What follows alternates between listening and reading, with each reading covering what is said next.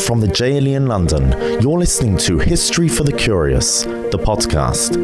20 minutes with Rabbi Aubrey Hirsch, hosted by myself, Menat Reisner. Join us as we cross continents, sail through the centuries, tracing lives, uncovering events, and following epic journeys to reveal the untold stories and the mysteries that have impacted our history and shaped us into who we are today.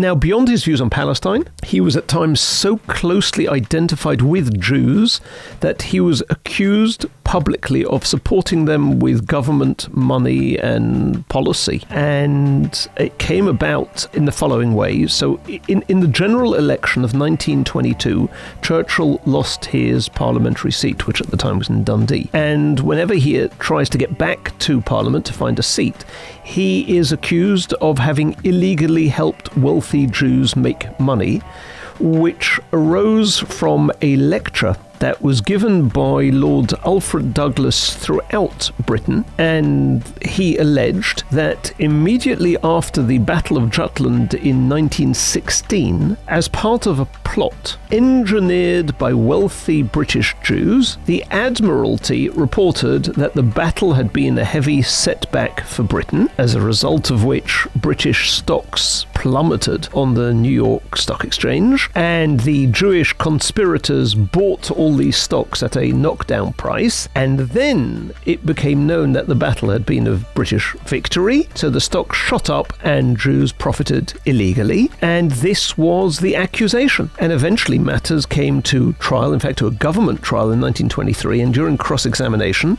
the barrister asked Lord Douglas, "Do you mean to say that Churchill was financially indebted to the Jews?" And Douglas says, "Yes, absolutely." And Churchill makes it very clear that he never made a single penny from anything that happened. I mean, it's quite an easy claim to make. The stocks must have moved down and then gone up. Yes, they must have done. But what he said is it has nothing to do with him or government manipulation. He made not a penny from it. And in fact, the jury took 8 minutes to reach their verdict. Douglas was found guilty and he was sentenced to 6 months in prison. Oh, so that settled it. But Churchill was identified with the Jews to that degree. How about personally? Did he have a personal relationship with the Jews?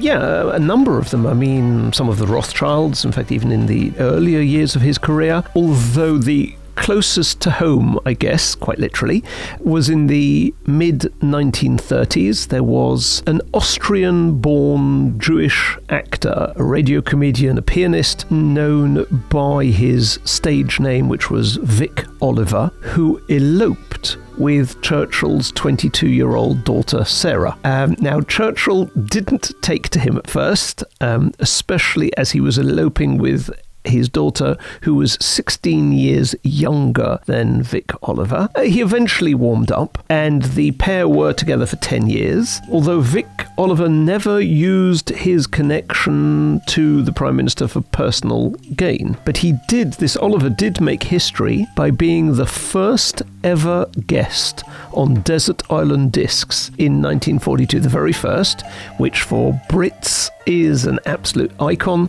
For the rest of you around the world, look it up. It's still going 80 years later. So, yes, he did have personal relationships with Jews. Obviously, you need to tell us a bit about Churchill's involvement with the war. Until now, we actually have not dealt with Churchill, the Prime Minister. Right. The minister more. So before Nazi Germany decided in 1941 to adopt, so to speak, the policy of exterminating all the Jews of Europe, it tried to reduce Jewish numbers by emigration. And Jewish organizations, especially the Central Office for Jewish Immigration, were allowed at times, and for the right price, to send Jews out, often to Palestine, because the Nazi authorities saw this as an opportunity to get rich and get rid of the Jews, and to make trouble for Britain by sending Jews to Palestine who didn't have immigration certificates.